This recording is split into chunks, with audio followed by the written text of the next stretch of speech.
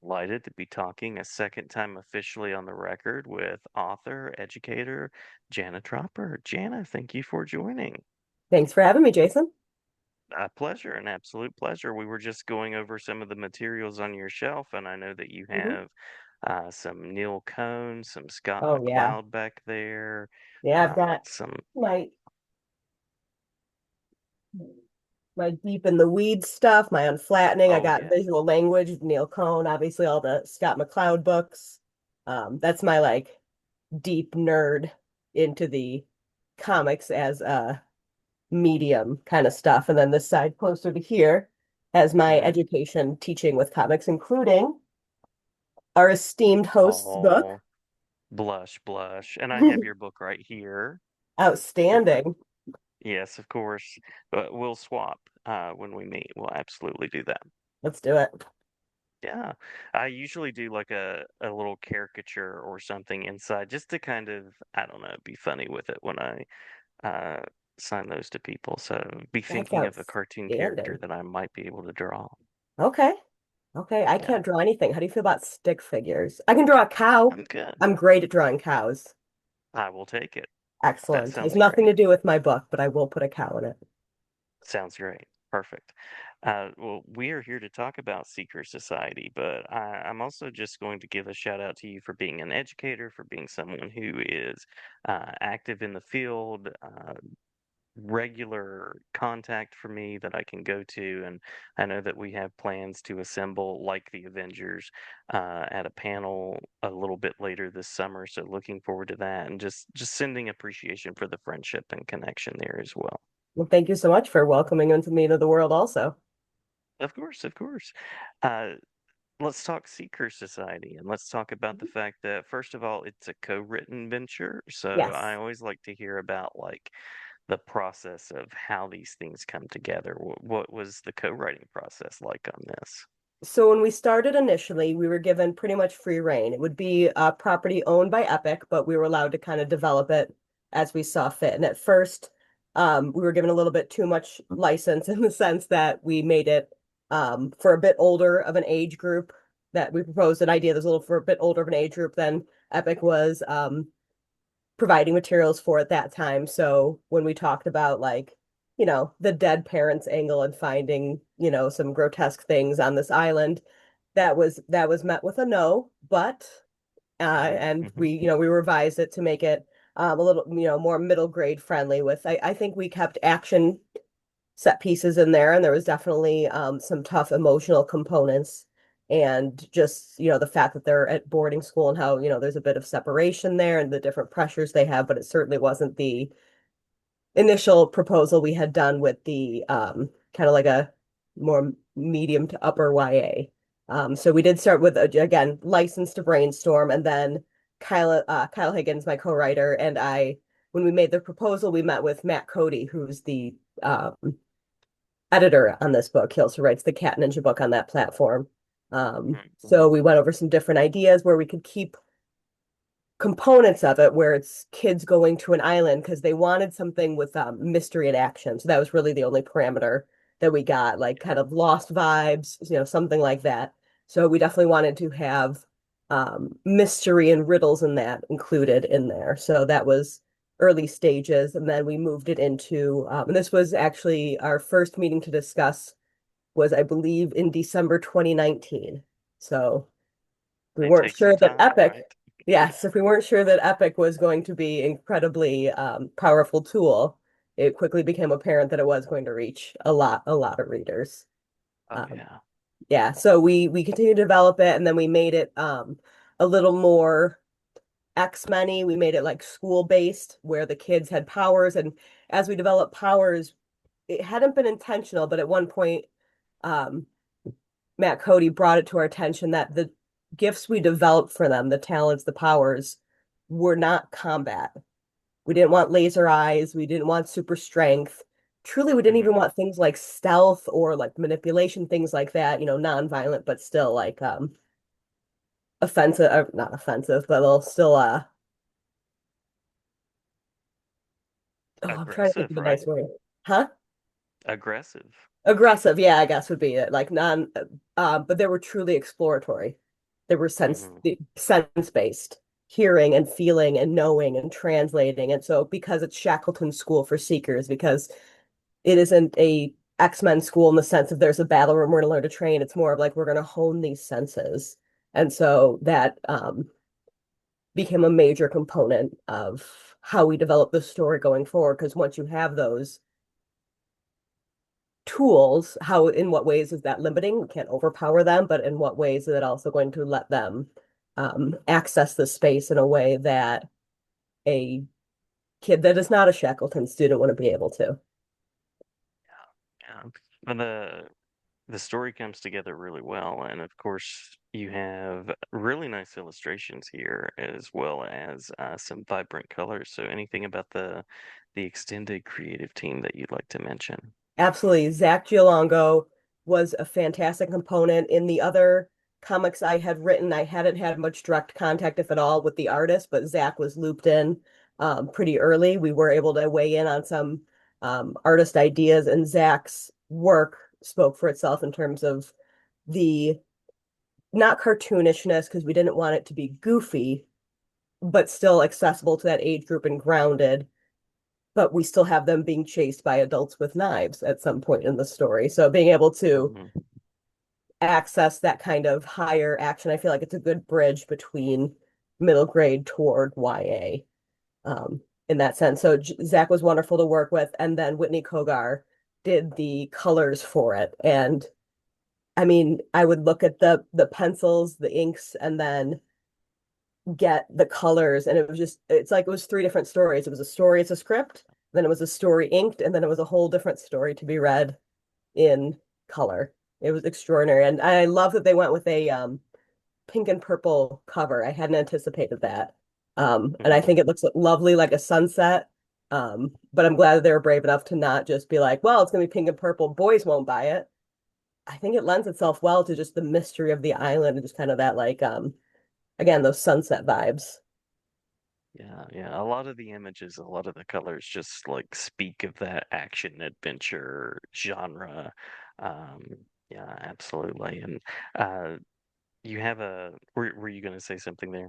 I was gonna say, yeah, we also use color in terms when they were accessing their powers, that bluish, whitish magicalness to it. We actually ended up having a discussion, Matt and Kyle and I, about whether what they had was magic. And we're like, well, it's not magic like cast a spell, but surely no humans in our reality have it. So it is a magic. And they turn this whole philosophical thing like, are superpowers magic? Is that the same thing if they're not casting a spell with words? But then you have, high fantasy with magic where there are no words in it. There's intention. And like, so that was a whole philosophical debate that we got into, which um, didn't end up, you know, changing anything in the story, but it did make us think a little bit deeper about like, especially when we excuse me, when we call them talents, when we call them gifts, those kind of things.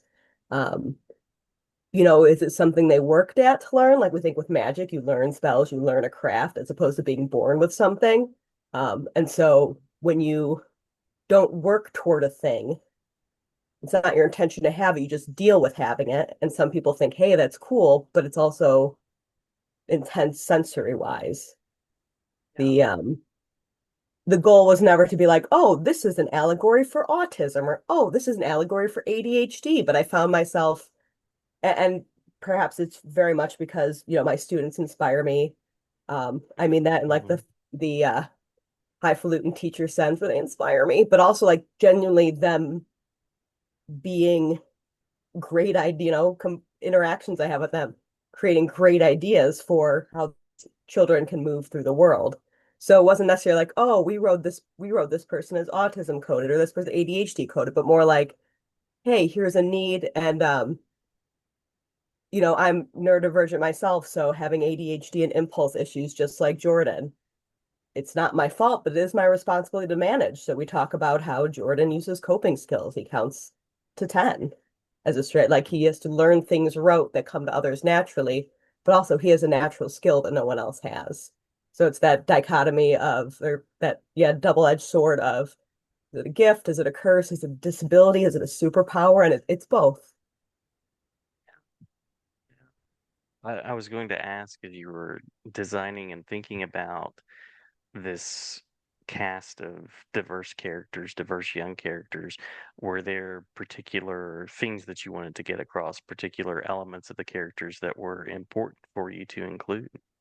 Yeah, I definitely like those components of dealing with impulse control, dealing with the fact that these were bestowed on them. It's not like they went to school like, Harry Potter style to try to learn these spells, these skills, that kind of thing. That wasn't their intention. That wasn't their goal. That was just, it was thrust upon them. Now, it's not mandatory that they go. We have a talk at the beginning, the parents bring them, it's their choice, that kind of thing. So there is an opt-in component of it, but because it's the way they interact with their environment, there's no, oh, I don't go to this school and I don't have to deal with it. You have to deal with it either way. It's whether or not this particular educational institution is going to be the way that helps you manage it the best. Yeah, So yeah. that was important. There was a discussion at one point when Fern could hear elements of the past when she touched things.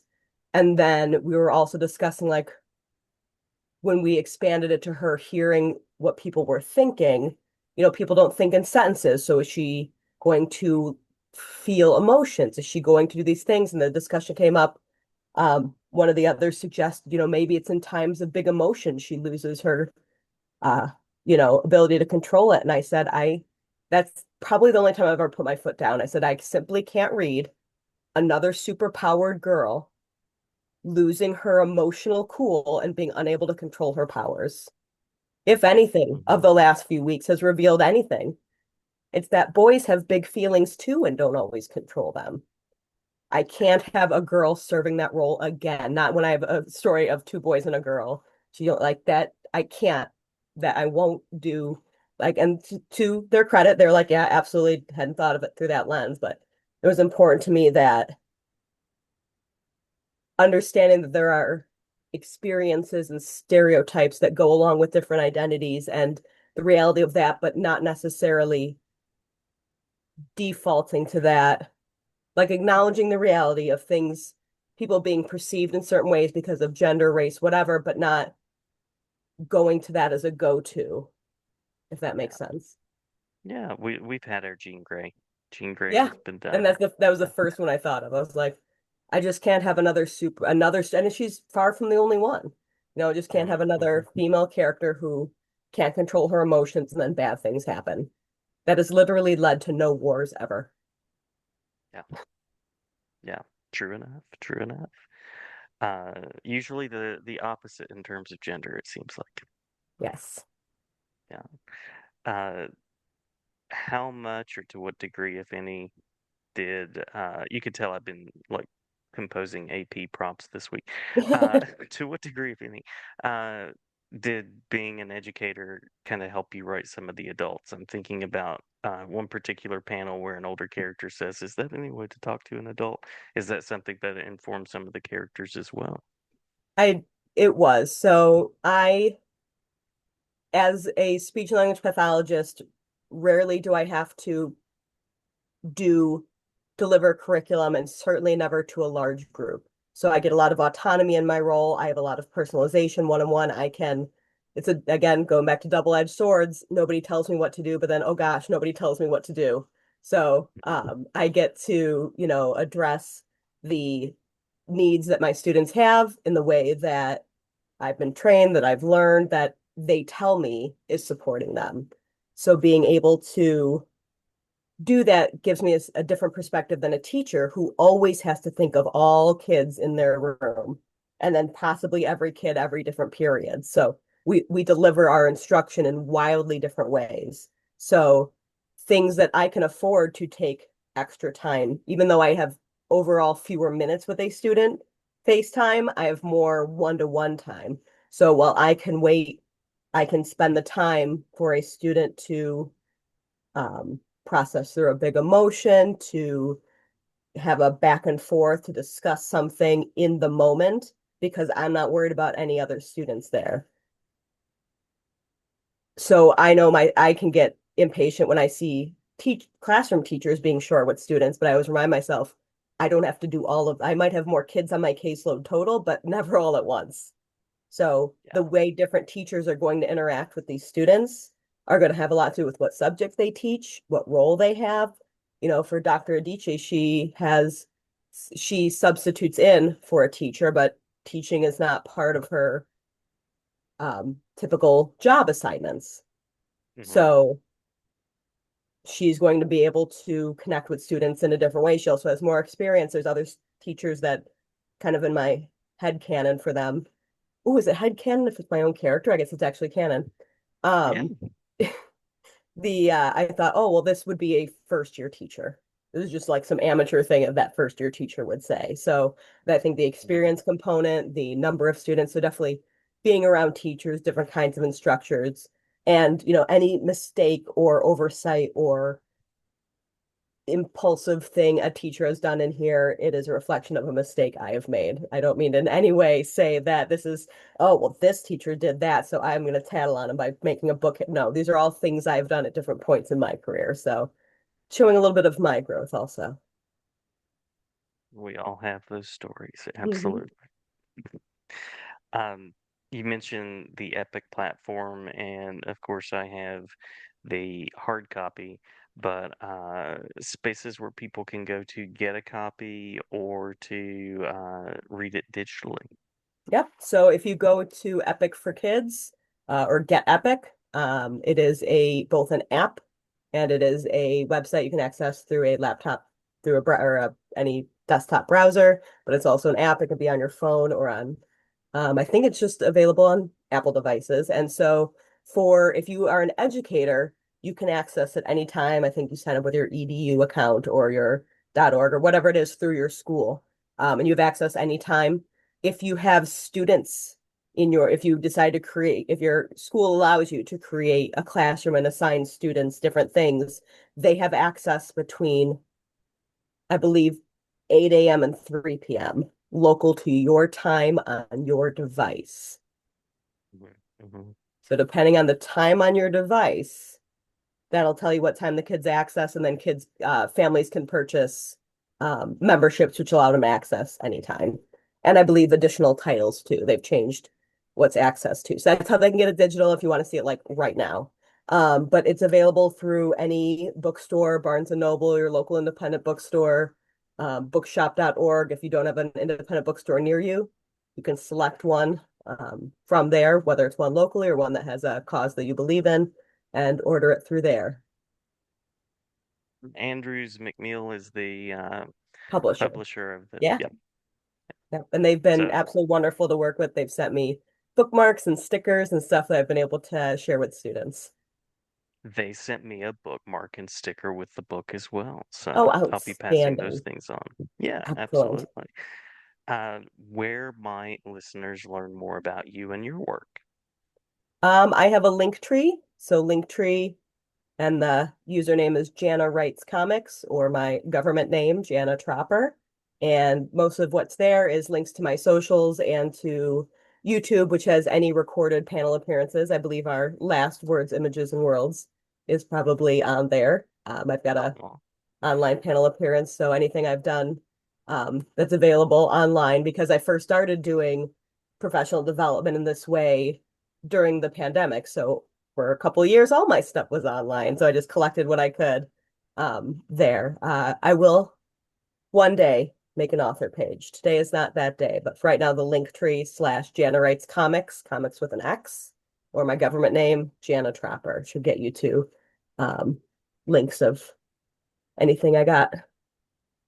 cool, cool. Awesome.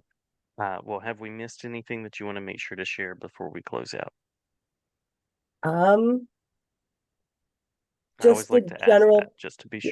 yeah, yeah, just a general plea to remember that reading comics is reading. It is not a lesser form.